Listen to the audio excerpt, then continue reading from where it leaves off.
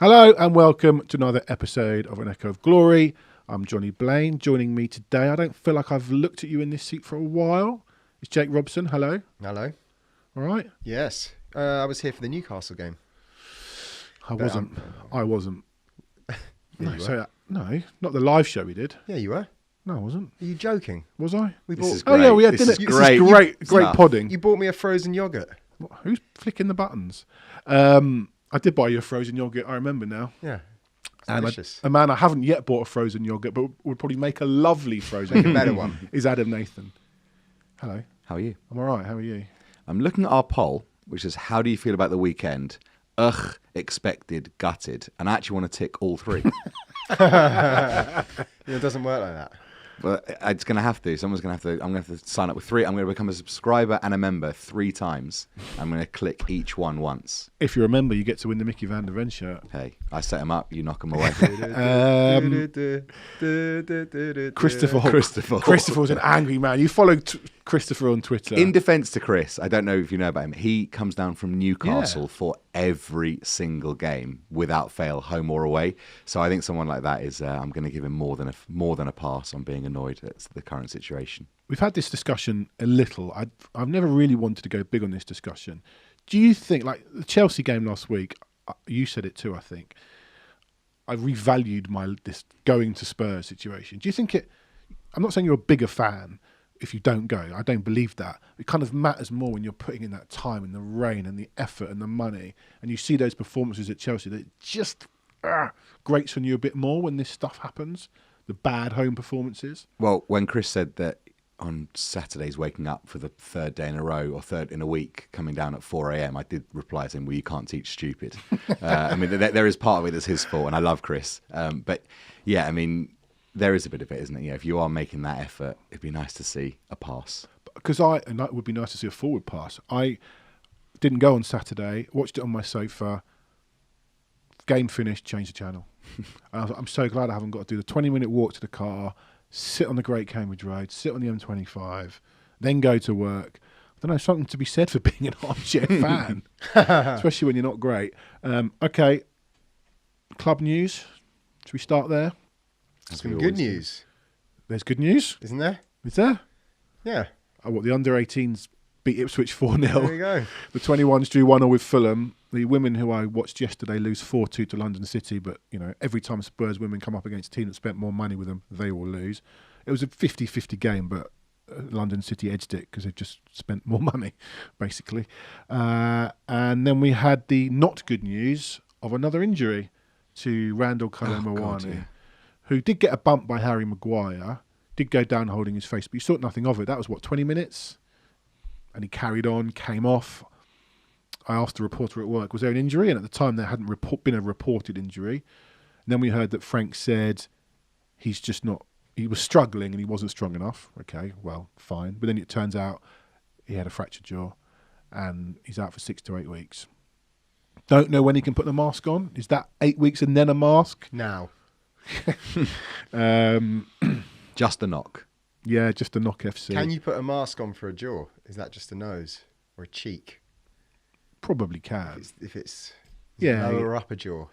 Can we just tape his head Can we get a dentist all on? the way around? Yeah, exactly. Breathe through your nose and play football. Yeah. Is that too much to ask? And obviously you're seeing all the stats. This is a guy that's missed 6 games in his entire career or something before he came, before he came to Spurs. We are getting to the question of, Dr. Tottenham. will he ever score for Spurs? Make that the poll. Well, I feel for him. He just got back in. I know. It gets And it back. was a freak injury. Yeah. It's always a freak injury. Yeah. Wow. Yeah. He got back in the France team, which passed me by, to be honest, because he's barely kicked a ball. Deschamps obviously likes him. Barely kicked a ball. Hasn't scored a goal. Hasn't looked like scoring a goal. Or he missed a couple against. Who did we play? Copenhagen. I suspect he would have been in the squad by then anyway. Yeah. The poor kid has barely played any football since the Club World Cup. Gets that dead leg. So basically his Spurs career is get booked for winning a tackle against Villarreal. No, get booked for controlling the ball against Villarreal. Yeah. Getting a dead leg off Sarr in training. Got booked against Copenhagen for nothing. And then slabhead breaks your jaw. Welcome to the Premier League, Sam. Yeah. He's going to remember his time at Spurs with great joy. But it's frustrating. It's another injury. The squad/bench just gets weaker and weaker every single week. Very, very frustrating. And you've had the people on Twitter, oh, you're blaming Ange for this one. Well, no, because he's not here. But the injuries we're getting, when was the last time a player came off injured in a game?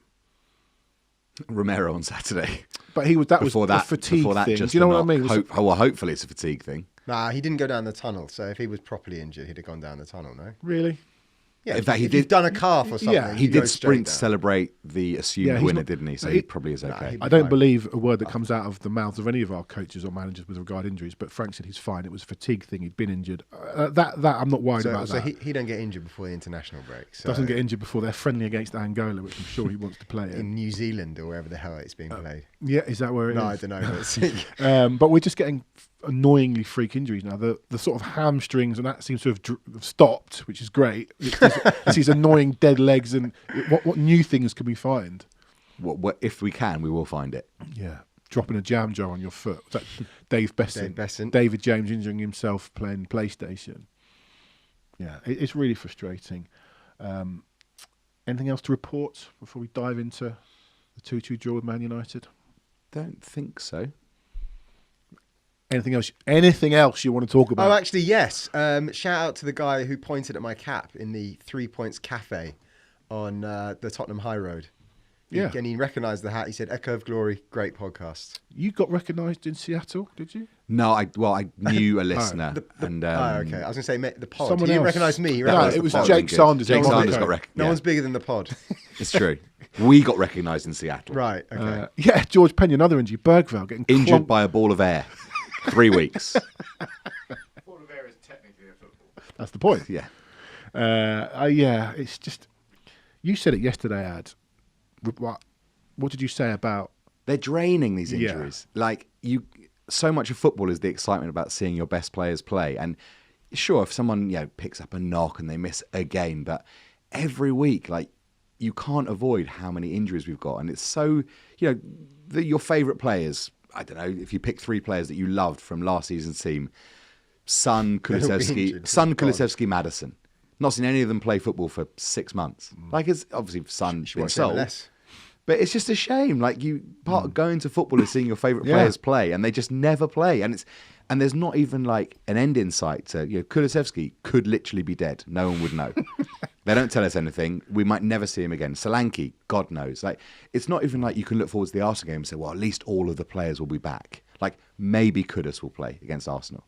You better. It's just it's really frustrating. Yeah, we've spent the last 18 months, 2 years, being very frustrated, wondering when we're going to start seeing these players back. When was the last time we really had a fully fit squad? Listen, no one's really got a fully fit squad, but it's been a long time. A long time. Yeah. Not last season. Probably that Frankfurt away game, I think pretty much everyone played.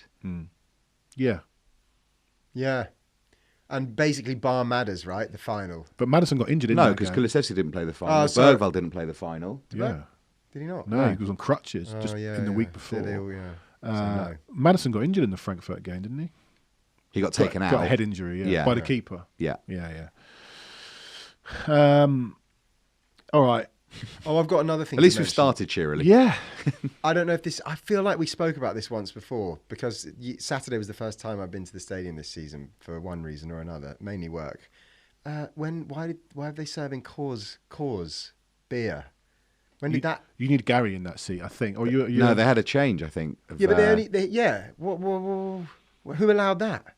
well, not me. They You're were being serving- very accusatory. I know I'm in catering, but I don't run all of the world's catering. But you will agree that Coors is a subpar lager. Coors is Chelsea beer, and it should have no, Oh, right, no exactly. place at top. What if they Dan replaced- Petrescu, Mark Yeah, Steen, exactly.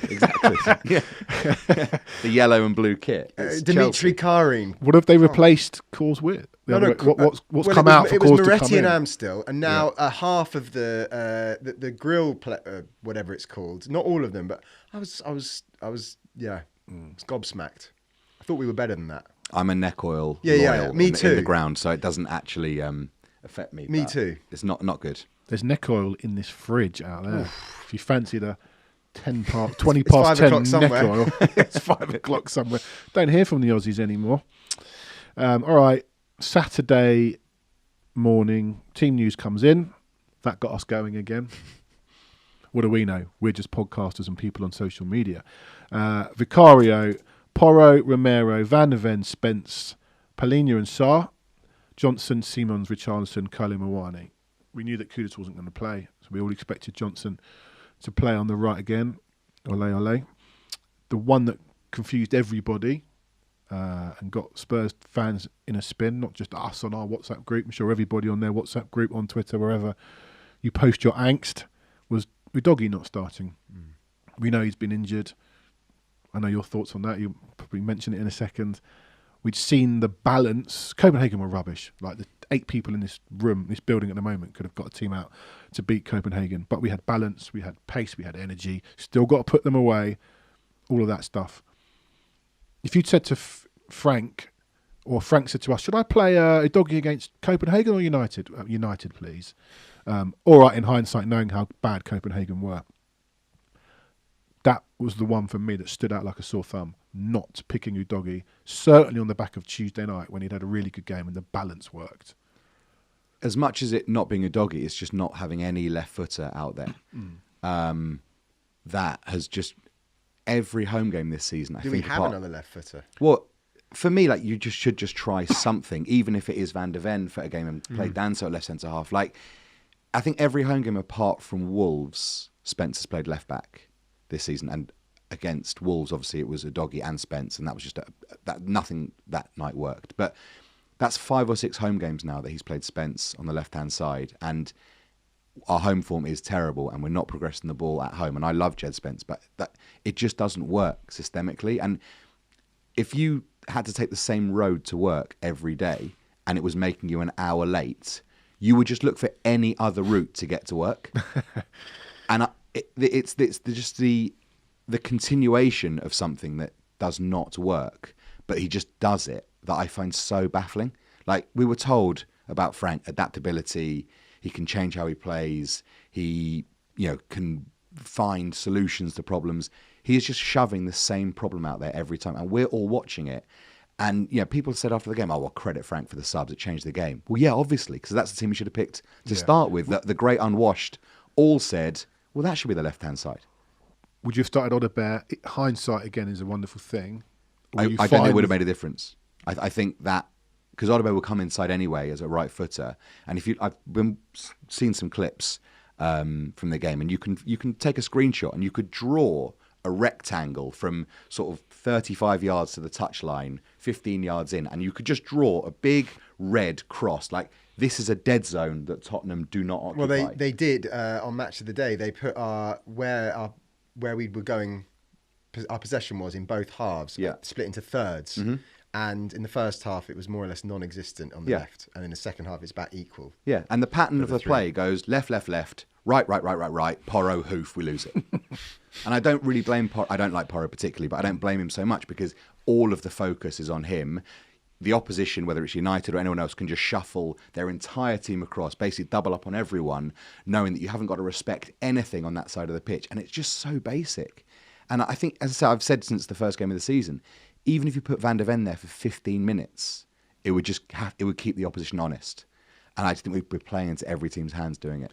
If he did pick Van der Ven at left back, do you think there would be that wouldn't go down so well? I wouldn't say a mutiny, but the reaction in the ground? No, I think everyone would be. I think they'd welcome it because it's something different, and when it's not been going well, I wouldn't mind seeing him at left back. He plays left back for Holland more often than not recently. Yeah. What I don't know, because I don't watch Holland, is how far forward does he get? Not that far. Right. Yeah. See, that is I personally wouldn't mind him playing left back out of, on principle, but I just worry about the guy having to run up and down for 60 minutes. That would be my worry. I'm not even sure. I don't even think he'd have to run up and down. It's the fact that he might run up and down. That means that the right back can't overcommit inside, because whoever's playing right back for our position knows that Spence is no outside threat. True. And there's no one in our team that can occupy that area. Van der Ven might do it, and as a result, you have to keep honest. And that's what I just find so miserable about watching how they're playing at home right now, because there's nothing keeping the opposition honest on that side of the pitch. And what about the change of Bentancur came out and Sarr came in? I don't think anyone's got a problem with that. Let's see something different. On the back of Bentancur having his best game of the season. Yeah, but I mean, Do you think he did, or was that just Darren Fletcher getting very excited? No, I thought about Bentancur was. I think. yeah, but against lads, it's again, Copenhagen. again. I'm but not putting. he would have been feeling good, and he comes out of the team. Yeah, sure, and he actually did all right when he came on, and we've all been crying out actually to see something different in the league at home, especially. I thought everybody's been saying, well, I don't want to see Palhinha and Bentancur in the two when we're playing at home. So I didn't mind that so much. I also don't think that Odegaard. I don't think Odegaard starting. I didn't mind that Odegaard didn't start. Actually, one of us said on the group, why doesn't he play Moani and Richarlison? I think we all And he thought did. that with a back three, though. Well, Look, he sure. started with Richarlison in Bilbao on the left. Yeah. Yeah. And he had a pretty decent game. Yeah. So in principle, look, I don't like Richarlison. Really? No, have I You've not mentioned? mentioned? No, I haven't. I thought calling him a traffic cone was being nice about him. Got to respect traffic cones. But the funny thing didn't about mind Richarlison, it. even though that was his first, he hadn't scored in 12 games or 10 games or something like that, maybe for club and country. He still puts a shift in. To be fair to the lad, That's the minimum I'd expect from a footballer. absolutely. But you can't fault his work rate and his No. energy, and I reckon that might be 60% of why he gets picked because managers want that. That might be an overall issue that we can talk about with Frank, that the sort of focusing on the work rate versus the quality. But maybe we'll come on to that. When Richarlison plays, Porro has to play because the only way I think Richarlison is scoring, I know he scored from an Odegaard shot, whatever, but ultimately your best chances from Richie is from a Porro cross, and Porro has slung in some brilliant crosses this season. 2 on Tuesday night that Richarlison missed, hit the bar, and then the one he put wide. I mean, Johnson put one in with his I was left going to say foot. Johnson put in a great cross for Richie, which he just missed. Richie's not playing with confidence. The goal might help him. Strikers feed off that confidence from goals. But were you there? No, I was working, unfortunately. You were there. Stodgy first half. Were there? I think I switched off just as the whistle blew and put an episode of Friends on or something. Were there boos at half time? I think they were on Yeah. TV.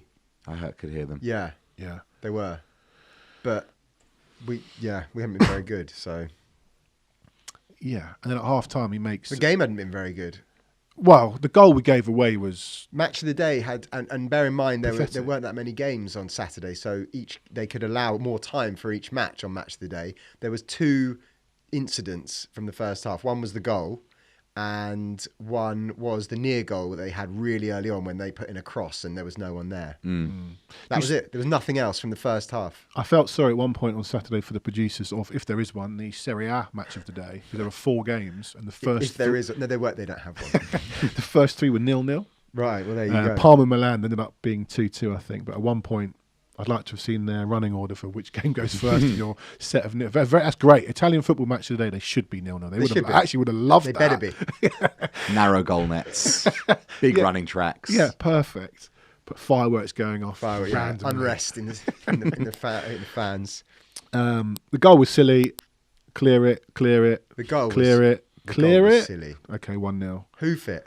The amazing thing is that Rose edit. from Sar's first touch, you know that a goal is coming somehow. And there's 4 incidents in between, and yet it still happened. You know, as soon as he doesn't clear it with his first touch, 2 touches, 3 touches, Van der Ven, all right, a goal's Yeah. coming, clears. It's just, there's such an inevitability It's about all like this when you stuff. play Xbox or PlayStation, you play the other one, you don't quite know the controls. I've been pressing pass when I meant to press. I've been pressing X when I meant to press hoof. Oh God, tell me the buttons again. Just clear it. Clear it. Just clear it. So we're 1-0 down at half time. He makes a Yeah, sub. but clear it. But then also Spence close it down, and also Yeah. Johnson and Porro get to the back post. Yeah. Don't get me started on Johnson's meek effort on trying to nudge Brahmo out of the way. Anyway, half time sub. Odegaard comes on for the aforementioned Curly Mawani, who has fractured his jaw. Didn't actually really notice Odegaard until the 67th minute when Udogie came on. Funny that. And you mentioned about Odegaard, he's only going to want to cut inside. I don't mind him in those little pockets. Him and He got some space. He got some space. Because they made a sub, didn't they? They took off Mazraoui. They made in some 58 strange minutes. subs. Strange I don't know subs. why they did anything any of that. Yeah, he took off Mazraoui and brought on Sesko. So I don't know how that. And then I'm guessing they bumped everyone back Ahmad one. had to then play as the right wing back. Yeah. And he's not very strong defensively. They're a funny / poor team. And before that, we'd had moments from crosses. I think it was Odeber's ball in, actually, for Romero. Yeah. And I can't remember who put the ball in for. Was that Paulinho had a good save? A good shot saved. But ultimately... They both did. Ultimately, we huffed and puffed. United did nothing. No good. I'd written the game off by about 65. I thought this is going nowhere. What, 1-0? Yeah, it just felt like they were going to score again on the break or something. And then we managed to turn it around. Maybe. Did you feel in the ground there was something happening? It didn't feel to me like a game that Tottenham were massively in. I felt after half-time that we started to play with a bit more energy and a bit more intensity. Now, whether that was... I also felt every time Paulinho got on the ball, it felt like he was looking forward rather than... Because we've obviously been so critical of him not getting the ball forward enough. And it definitely felt in the first 10 minutes of that second half, when he got on the ball, I actually wrote it down, Paulinho, a concerted effort to get him passing the ball forward more. And there was a couple he did, and you're thinking, he doesn't normally do that. I don't know. And then you had the flick from Romero. Then you had the Paulinho effort, and you're thinking, well, we're starting to actually put something together. And I'm not seeing anything coming back from United. I didn't think we'd score twice. But I definitely felt when I got back to my seat for that opening 10, 15 minutes, we're trying to step it up a bit from the first half. I did think we did okay in the second half. We were playing forward passes. Siemens was getting in the pocket. Richarlison was actually getting into good positions, but his final ball was terrible, or his control was terrible, let him down. Just going back to the... Siemens came on... Udogie came on for Siemens? No, Udogie came on for Porro. Yes. No, yes. Okay. And Spence moved to the right. Yeah. The Siemens sub, it wasn't quite his Nuno... Bentancur came on for Siemens. Okay, yeah, it was a double sub at the time. Tell as well came on, yes. Anyway, it wasn't quite his Nuno Bergwijn Mora moment. But, okay, again, in hindsight, we scored 2 goals after Siemens went off. We might have scored 2 goals with him on the pitch, I don't know. We scored 2 goals when he went off on Tuesday night. Thought he was having a good game. Yeah, I thought he played well. Yeah. It felt like an odd change to make. I mean, obviously, the proof is that we scored a couple of goals. But I thought he was playing well with very little around him. The team that was picked around him was never going to be a team that you could play a lot of little triangles with. You're not going to be bouncing balls off Richarlison, bouncing off, but on purpose, and back for 1-2s and things like that, and creating little pockets. But I thought he was trying to carry the ball forward, trying to make things happen, but there just was nothing in front of him. And McCoy said it a number of times on commentary. There's just no one ahead of the ball. There's no runners. Yeah. Which is... United were playing deep, and it's hard, but you'd expect something ahead of him. But... let's talk about the equaliser. It came from the left-hand side. I forgot that Tell had come on, to be honest. Again, I was so unfocused on this game. I don't know why. Great first touch. Good finish. Yeah, it took a deflection, but probably going in anyway. Was it a Sheffield United crowd are up, Spurs are up after that? Did you feel the energy? Yeah, of course. Because then you're pushing, then you're suddenly thinking, well, we're back in this, we can go and get the second. Not least because United had shown next to nothing. But within moments, they nearly were 2-1 up. Yes, but Van de Ven, that's what he does. Yeah. So I thought the touch, the spin, it looked like it was going in anyway. I don't think the keeper would have necessarily got there had it not, if there hadn't been a deflection. And you're just thinking, where's this been from Mr. Tell? Where's this been? This is the problem we have now because so he's obviously got it in the locker. We're so. Do you think he's had a chance? No, maybe to not show it though. No, maybe not. Like, I'm not sure he's had many opportunities where a ball has been fizzed in with purpose like that to do something. He's missed a couple at the back post, one against Villarreal and one in a game not long Doncaster. Yeah. I think it was. No, he can't play against Villarreal. So it was Doncaster and someone else where he's missed Doncaster the ball twice, I think it was. Yeah, well, he's missed the ball at the back post. But he's not had a moment centrally in the box like that where we've seen what he does for France under 21. He does a lot of good stuff centrally. He scores a lot of goals from centrally, not wide. But this is the problem we have at Spurs. Sometimes the players out become better in people's mind. Let's pick Dane Scarlett. No. Dane Scarlett did a lovely little run and Cruyff turn against Copenhagen. He's not ready for the Premier League. He's not our next Harry Kane. The latest thing on Twitter is, Harry Kane hadn't scored a goal until then, and he got that moment. Dane Scarlett's not scoring 213 Premier League goals for Spurs. The The forwards are so poor at the moment. So, without Kole Mawani, without Solanke, it's let's start him. Just want to pick someone every week, and they start every week. But isn't this part of the problem that the manager has? Yes. Is that who do you pick? Because you mentioned earlier about the team. I want to see some quality. Well, there isn't any quality at the moment in Did I say terms that? of. No, you said it about picking the team and the injuries and like. I want to see the best players. Yeah, but who? But I mean, I think a doggy maybe aside, it's just splitting hairs as to who actually starts It is in any of splitting those hairs. forward positions, especially when Kudus is out. I mean, the other day it's like, well, Johnson has to play, Simons has to play, and then it's like, well, Could he have played Odebear on the right? I was thinking that. but Odebear's played most of his career on the left. Does he? I think so. Need James Robbins to tell us. The Odebear fan Look it up on club. Transfer Market. Yeah. He could have just played Odebear on the left anyway, couldn't he? Yeah. I don't know. So Tell. But that's what I mean. It's like, well, does it make much? Would it make much? Yeah. This is it. Tell could come into our Champions League squad. There is a new rule in the Champions League where if you have a player that has a long-term injury, which they class as 60 days or more, you can replace. I don't know whether Kole Mawani would count. What about Solanke? I mean, thank goodness they picked him for the Champions League. Did they? Of course they did. Of course. I mean, what a waste of time Well, that's if proven. they- It does been go till middle of Jan. If they've been thinking he's coming back, There's 2 match rounds after if he's Christmas. been out, if he's been out I training, think you can change it before that round, though. but if he's been out The training, last. I think you No, can, you can change it after the- No, I think you can change it Oh. because it's a transfer window. I'm pretty sure that in those last 2 you can make a change before then. But if Solanke's out on the grass, he doesn't count as someone who the UEFA will look at and go, No, I mean in general, they picked Solanke for the team knowing he was going to be crocked for months. yeah. All right, and then suddenly, This Solanke thing is annoying me so much. yeah, I'm starting to get a bit sceptical about this whole thing. Something else going on. I'm not sure this is true. Antenna is starting to buzz. Oh, I see. Um, Care to speculate? no, it's Care weird. to He's got- wildly he's just got a speculate? minor ankle injury that it's November. Yeah. I don't know. And then suddenly, 1-1 becomes 2-1. Can't remember the last time. Sheffield United, but in a big game we snatched something like this. The famous one brings 2. One brings 2. No, You always at had the 2 very wickets. least, Always the- had 2 wickets to the score. The Liverpool, yeah. Always had 2 wickets to the score. Liverpool. The Liverpool one was after the Sheffield United one, but I Yeah. feel like we might have had one more since then, but maybe not. Sydney Duke can't register players signed in January for Champions League until knockout. Signed, yes, but I'm almost certain that you can make changes to your existing Yeah. squad for the last 2 games. Is that right? Maybe I'm wrong, and I've just wasted airtime, valuable airtime. Okay, so 2-1. I don't know if Odebear's shot was going in. Someone asked AI if it was going in, and AI said yes. So apparently that means it was going in. It's a instinctive flick from Richarlison, and then of course he takes his shirt Didn't off. quite warrant the shirt off. He did that at Anfield at 3-3. Although, you'd take it, wouldn't you? You take what he's got.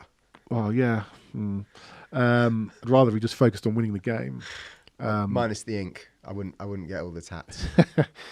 So, what's that stat going around that Opta put out and Statman Dave put out?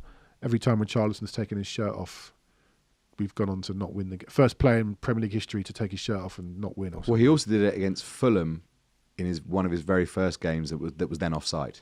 That's right. Yeah. At home, yeah. At home. Yeah. And you still get the booking stays, Yeah, I even know. though the goal's chalked off, which feels like a very Richarlison That rule. was a that. great goal. I remember that now. Yeah. He scored a brilliant goal either the week before or in that game, which was ruled out for offside in front of the North Stand. Yeah. Oh, that's Forest. Forest, In where he April. leathered it like Pavlyuchenko away to Yeah. Young Boys. That was early in the Forest game. I think we beat them 3-1. Yeah. But this was against Fulham. Brilliant goal. It would have been his home debut, I think. That was ruled out for offside, shirt off booking. Thanks.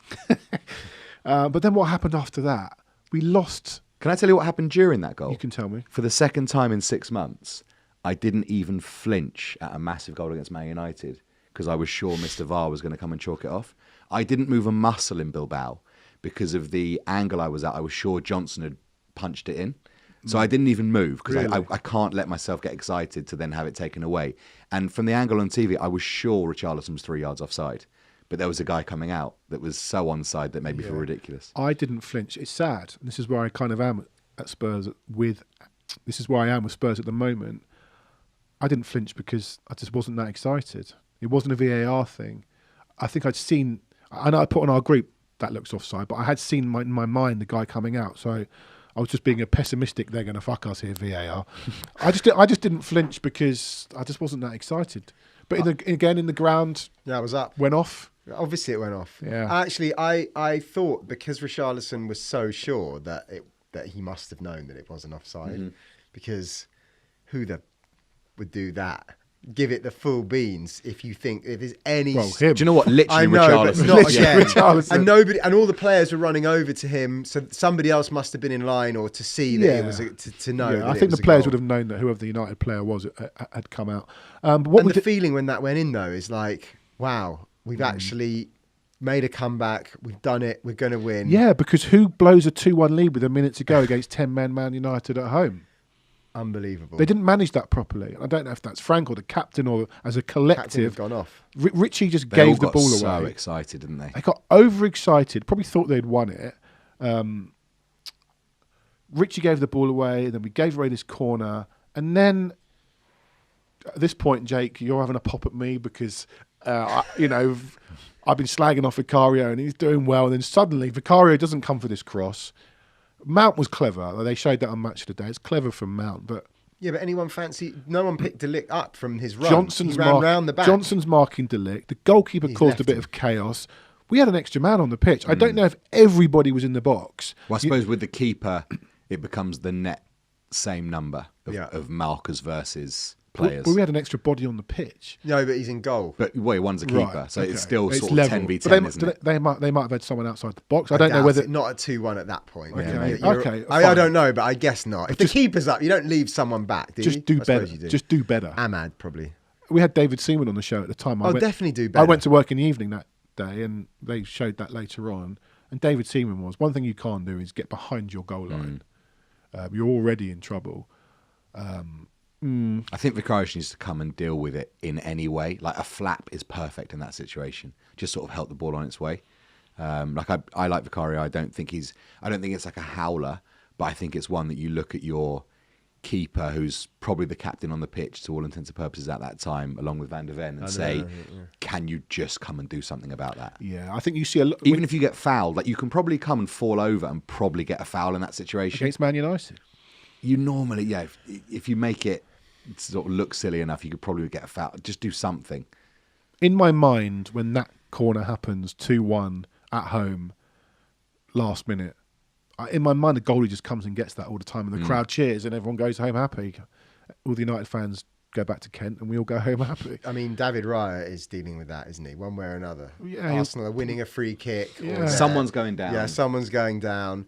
But I actually, from somebody that's defended Vicario, I would say it's more towards a howler than not to not save the ball.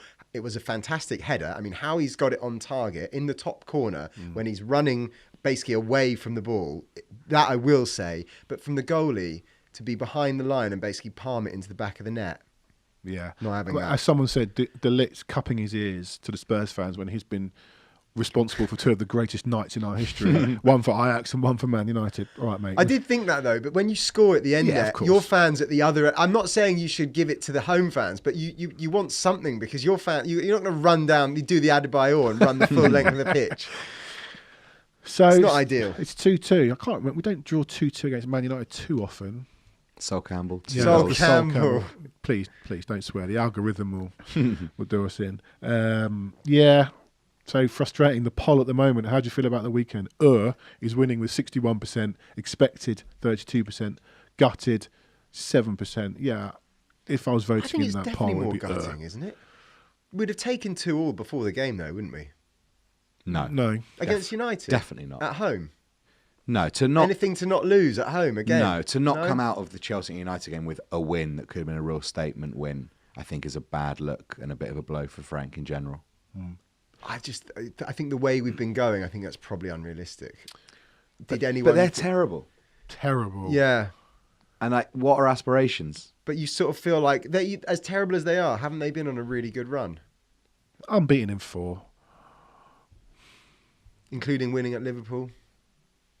They did win at Liverpool, but I don't know what And that means. They always do something weird. My at Liverpool. my thing about United, just in general, is you would always think that this could be the game, because with that front 4 or whatever, you're looking at it, and Mbumo, Cunha, I think Ahmad was playing that day, Bruno, Sesko to come off the bench. You're like, well, rather have their front 4 than ours. Yeah, no doubt. But their midfield's terrible, and It's so is their today. defence, and they're just Man United at them. Lads, it's Man United. We beat them Goalie's good though. did all right. We beat them 4 times last season.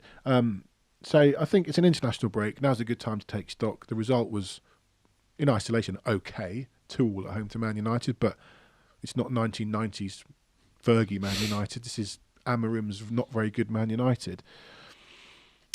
There's been a lot going on our WhatsApp group in the last 2 days. Probably everybody's WhatsApp group. A lot going on Twitter. We are going into the international break 5th in the league. If you'd said to me at the start of the season you'd be 5th going into the international break, I'd go, oh, okay. Yeah, I'll take that. We are 2 points from 12th, 3 points from Everton down in 13th. The league is very odd at the moment. 11 league games, 18 in all comps. Has Frank won you over? No, not yet. Hang on. Jake, has Frank won you over yet, or are you still waiting? Oh, I think we're all still waiting, for sure. Yeah. I don't think you can't say it's been good. No, because Ange ran us over, all of us, let's be Well, he honest. won in the 9 first, of the first 10 10 games. games. Yeah. 9 wins will help. Yeah. No, he hasn't won me over. But at the same time, as you said, I think I would have taken this. The home defeats, no. I just think that the way, especially how it went with Ange, he won us over and then it fell off a cliff. I just think that it's not a big enough. For me, it's not big enough sample size, 11 games, to say I like him, I don't like him. I'm very much a Frank skeptic. I was from the start. People would ask me, how do you feel about Frank? Intrigued. I'm not that intrigued at the moment. I worry about his style. We're talking about this with the producer James off air. Are we wrong to be expecting managers to come in and play the Tottenham way? Like, ultimately, his style. I was talking to a few Brentford fans over the weekend, one this morning. I just wanted to get their handle on Frank. The style was ultimately pretty boring. We had 3 top forwards, like really solid Premier League forwards, Tony and Bremo Visser. Wow, it's better than what we've got at the moment. And he very much relied on those forward scoring goals. Didn't get goals from midfield at all, really, at Brentford. We're getting a few from Paulinho. Van der Ven's our top scorer. We're not getting goals from our forwards. I don't necessarily blame Frank for that. The forwards are poor, but the style is like walking football. It's very attritional. It's win a set piece and see what you can do.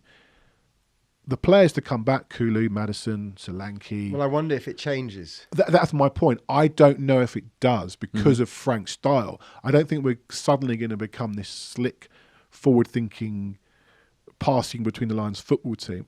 They might do, and I'm certainly not Frank out because he hasn't done. There's no way he should be sacked. It's just a bit boring. Gary will say, and he's been saying it on our group and to me, football's a little bit boring at the moment. I get that.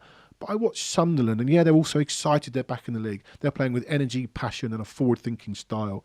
Palace the same, a bit attritional, but when they get going in forward positions, you can see it. For me, it's just, I don't know his style will ever quite fit here. Maybe that's our problem as fans. But I know you're not hot on Frank either. Yeah, I think it's funny As opposed to hot for him. or Frank's hot sauce.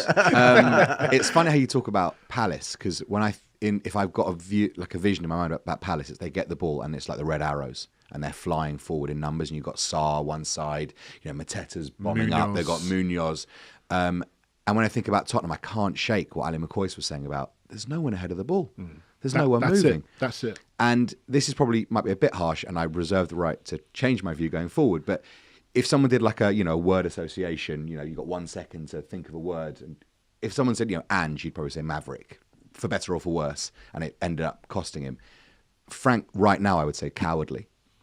I've seen that word a few times. I think he is at heart too concerned about what the other team are going to do to a point where we're now ceding control of games. Now, I don't mind watching defensive football. During COVID, when Mourinho had us top of the league, we were beating teams by defending, but there was a real purpose and intent with the ball once we got it to go and do something But he with had it. Kane and Son.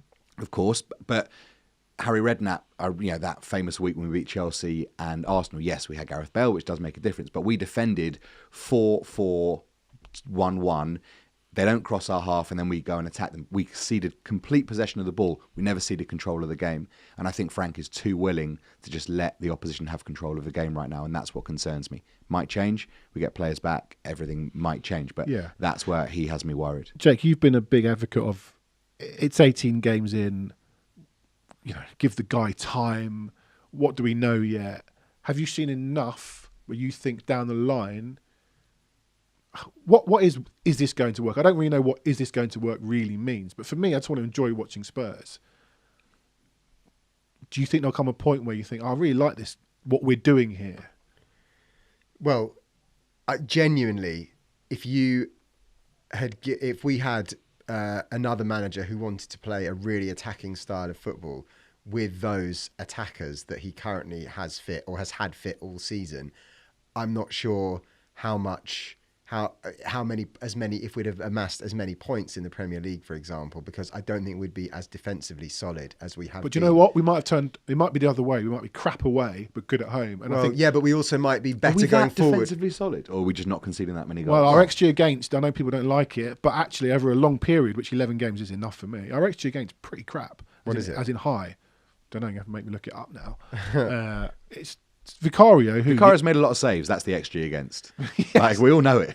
Yeah, basically. Yeah, but if that's what it's down to, I don't mind that, because the whole point of having a good goalie is that he might outperform. David Raya never makes any saves. Well, he doesn't have to. Exactly. Yes. That's I get defensive. that. Arsenal are defensively solid. Absolutely, but we're more defensively solid than we were last season for sure, and I just think that with the players that he has at his disposal going forward, I don't think we've seen the real Thomas Frank. You said about Brentford. I think we have. I don't think so. You said about Brentford. Brentford, everything you said has been wrong with us. I would not say was an issue with Brentford. Men in front of the ball. They used to get the ball forward quickly. I've got visions of Mbumo and Wissa like herring it up on the pitch. break. Well, on the break. Yeah. But also there was those games, I know it was Southampton, and Southampton were crap, where they pressed them up high and they got a couple of goals from... Because it was Southampton. Yeah, okay, but that is an option when you've got the players that can do that, as far as Frank's concerned. And I don't agree with the goals from midfield. Mikkel Damsgaard last season was one of the best players outside the top six. Doesn't score goals. He did score goals. He probably got 10 goals last season, did he? Norgard got 6, which was his best season. Norgard. He got 11 assists and 2 goals. Yeah, okay. 11 assists, not bad for somebody that was like, well, is he going to be any good? I don't know. You can argue the toss on that, but I think I think he had 3 very, very good front 3 at Brentford. Better than what we've got now. Than what we've got now. Yeah, I don't know. Maybe I didn't watch enough of Brentford, but my impression of Brentford was front foot, especially at home. And I've said this a lot. I went to a lot of his press conferences, and one thing I always took from those press conferences was, especially when they were playing, against the bigger side, which was most weeks, we're going to go and we're going to try and win. Admittedly, I haven't heard him say that much at Tottenham, and it doesn't feel like that has been the tactic. But he said it every press conference at Brentford. And I believe that he had a style at Brentford that just worked for that club. I asked my Brentford mate Tom this morning, how would you describe Frank's style at Brentford? And then I added, certainly once he had his feet under the table in the Premier League. And his response, pragmatic and adaptable, made the best of what he had at his disposal. When he had all his best players fit and firing, we were good to watch. Fair enough. When he didn't have that, he'd go into his shell and make us hard to beat. But it was dull as shit to watch. Well, yes, but so then we haven't seen the real Frank, because he said when he had all his best players, we were good to watch. I don't see many sides being that great to watch when you have a front 3. And listen, I think Xavi Simons and Kolo Muani could be good players, but I think, again, in the middle of November, in the beginning of November, when Muani has been injured and started 3 games, Xavi Simons is obviously struggling to adapt to a new league, to a new country, to a new way of playing. All of that I agree with. So I think, although I don't think they're bad players, I think having them in this side alongside lesser players is part of the problem, and perhaps why we're not seeing what we want to see. I don't think you can say anything else at this point. By contrast, I want to read what a Spurs fan wrote on Twitter this week. This is Sammy, a good Spurs follower on Twitter. A few tweets, I'm going to read them out. Spurs need to do more coming forward off the ball to create options and stretch opponents, more driving with the ball, being courageous, having a proper go when we cross halfway. I think we'll all agree with that. Mm-hmm. More sequences, anything to suggest they've worked on patterns in training, show us you want it. And he goes back to Saturday. After belated subs that should have started, they spring to life from their collective coma, one they also induced the fans into. But all football ever played from that game until the end of the time will be better. Something I could just imagine you saying. It hurts more, in my view, to shoot yourself in the foot having turned the game around. I think a lot of Spurs fans, and you're right, Jake, it's 18 games. I just don't know if Thomas Frank is the right man for Spurs. Again, who's the right man? Are we the idiots here saying the Tottenham way? We all just want to win. Like I said after Monaco, I think I'd rather have lost that playing well. Someone picked me up on that on Twitter this weekend. Dave Sims on here on Friday, Thursday. I think I'd rather just play really well and draw. At home, that's where your bread is buttered. 3 home wins in 20. A lot of that was Ange, but he's got 1 home win in 5 in the league. I don't know. I don't know. Yeah, we're not going to win at home in 3 months in the league, which is not great. September, October, November, no home wins in the league. I do put a lot of that 3 in 20 is obviously on Ange, but it's creeping up to a point where, and I think a lot of these home games, we've come on the show afterwards and said, what has he done picking that team? And why is the tempo like that? And look, obviously, all we can do right now is speculate what we think the future will be with Frank, because we have a smallish sample size and we're trying to extrapolate what we think might happen off the back of that. Everyone will see it their own way. I don't see a future whereby Spurs are this sort of swashbuckling team with him, because devil's advocate, does that happen in the Premier League anymore? What I'm saying. Yes, Brentford you can. Were though when they were at their I don't best. think they were swashbuckling. They had energy and forward thrust, and they had 3 good forwards. Look at Brentford now. When Frank left, we've all gone, Brentford are getting relegated. And what's his name? Phil Giles, the CEO or the owner. We don't mind. Thomas has done a great job. This is a collective here. And they've hired Keith Andrews, and we've all gone, bloody hell, you're not going to get a point. The set-piece coach. They've probably got better. They've beaten Newcastle. They've beaten Villa twice, once in the Cup, knocking them out. They've beaten Liverpool. They've beaten United. They've drawn with Chelsea. Results we don't get. The collective at Brentford maybe he was right. Frank's a good coach. The collective at Brentford works. And maybe Spurs, again, have got it all wrong in terms of the I think that says more coaching about the environment that Brentford had and the created. signings. The environment is right. Yeah, and also you've got obviously incredible talent identification. For them to have said, actually, the man who's our set-piece coach is actually going to be the guy to take over. I mean, what one wouldn't give to have that kind of talent ID and the way they bring players in, sell them, and then just bring in more players. Okay, so Igor Thiago, for God's sake, where the hell's he come from? Yeah, I think our scouting's been rubbish for the last 5, 6, 7, 8. He's been one of the best strikers. He's been one of the best number 9s in the Premier League this season. People say Liverpool won the league last year with Klopp's team, and actually they've got a problem. The whole Jota thing, I think, really is weighing heavy on that club. Also, sorry, they signed Jordan Henderson. Who thought that was a good idea? Okay, yeah, fine. But just Liverpool have gone and won the league, and people are saying that was Klopp's team, and now Slot's being maybe shown up. Is this still have we still got a problem? It's still Ange's team, and we've got PTSD from Ange. How long is it going to take for me to go, now I see what Frank's doing? No, I don't think but this is what I'm saying. this isn't our team right now. That front... But I think you should still have a style of play that you play regardless of who's playing. As the correspondent said, we're doing this Brentford when he doesn't have his best players. I don't know. I just think that I said it already, with a new Kolo Muani, a new Javi Simmons, a not very good Brennan Johnson, and Richarlison as your front 4 at home to Manchester United. I mean, we scored 2 goals. Okay, they were late, but I just think I think he's doing it with one hand behind his back, and I don't think. But Burnley went to Old Trafford and scored twice against Man United. Yeah, like you can score. Worse players than we've got score goals against United regularly, and worse teams. Yeah, and I just think we are hiding behind these injuries as too much of an excuse for not having any structure in attack. I think that. Yeah, but also he keeps having to, or keeps chopping and changing it every other week. Stop doing it. Well, Moani wasn't fit, so now he's fit. You think you've got to play him? Does he then play? Is Richarlison the right person to play on that? We said it's a bit of a toss of a coin who you play on the, and obviously Kudus then got injured, so you have to play Johnson on the right. I mean, but there should still be a principle by which you play.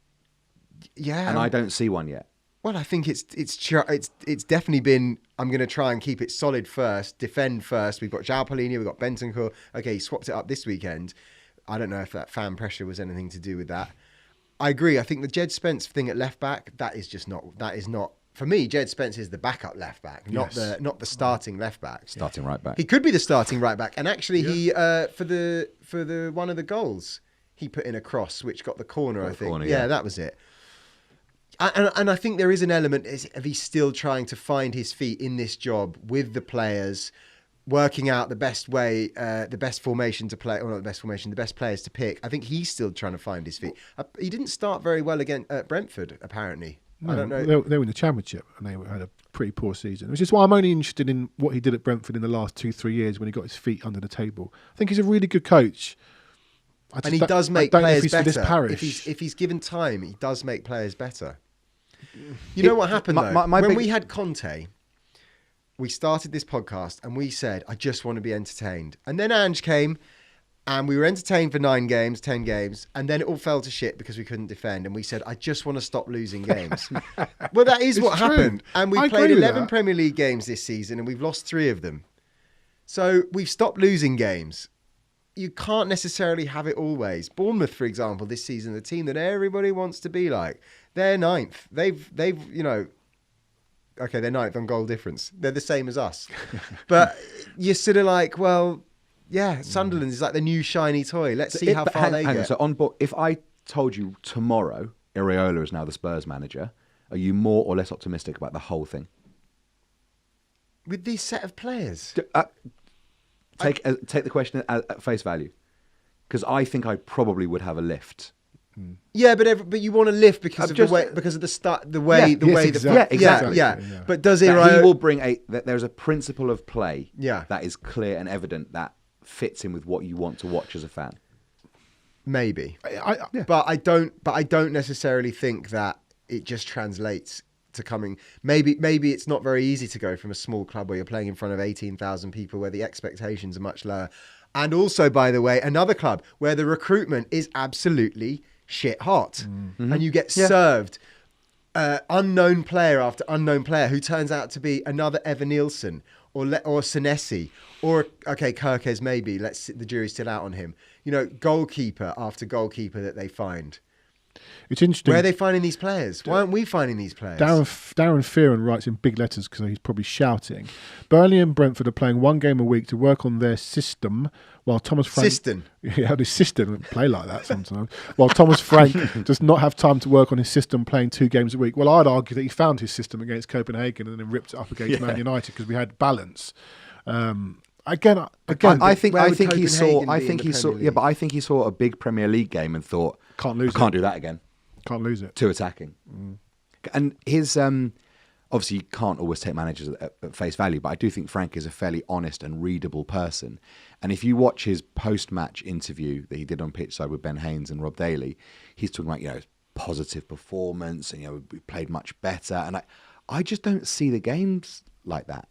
I don't think it was a positive performance. Yeah, that's my concern. You've got, again, I've asked 3 times on this pod, maybe are we the problem? We want this Tottenham way. You've got to win over the home fans. But Brentford and Bournemouth have different expectations. They've come into the Premier League, with respect, they're just happy to be here. Let's be honest. We're not just happy to be here. Yeah, we've gone from a team that finished 17th and were absolutely dreadful. You've said it all along, Jake. Do you expect to turn that round in 11 league games, 18 in all comps? Well, we've stopped losing. Apart from the last game that we lost.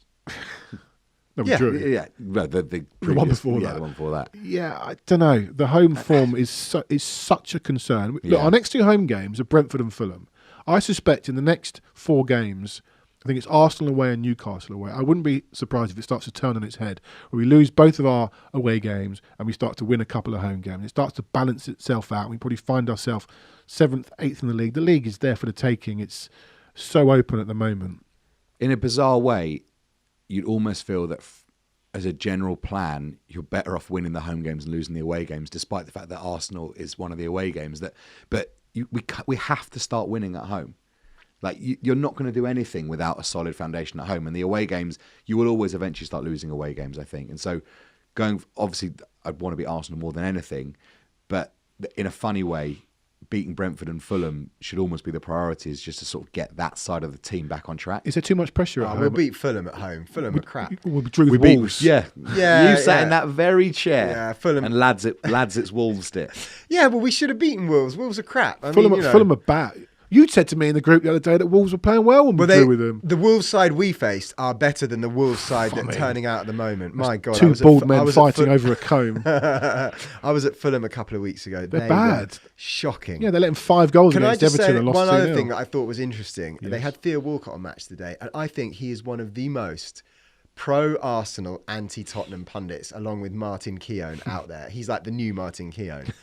And aside from that, I think he's a good pundit, actually. I think what he has to say about not Tottenham, I think is worth listening to. But one thing he said, which did surprise me, and unless he was trolling us as Tottenham fans, he said that's why you about Tottenham. That's why you trust the process. Thomas Frank's a good manager and knows what he's doing. And I thought, that's a very bland thing to say, Jake.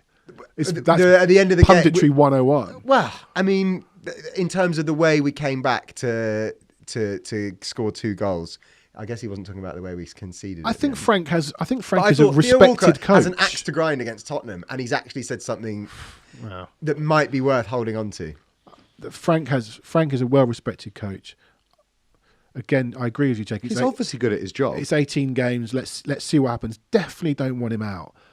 Like you said, if Areola came in tomorrow, I'd be like, oh, okay, great. Or Glasner, I'd be like, oh, okay, I can get on board with this. I don't want him sacked. If they sacked him tomorrow, I'd be like, I'm not going to lose any sleep over it, but I'd be very, very surprised. It's not going to happen. He's nowhere near the sack. Yeah, we're 5th in the league, but that could easily be 12th. He's nowhere near the sack. I just want to see more. Again, ad nauseum, at home. That's where we get on side with you. Maybe they're playing with too much pressure at home.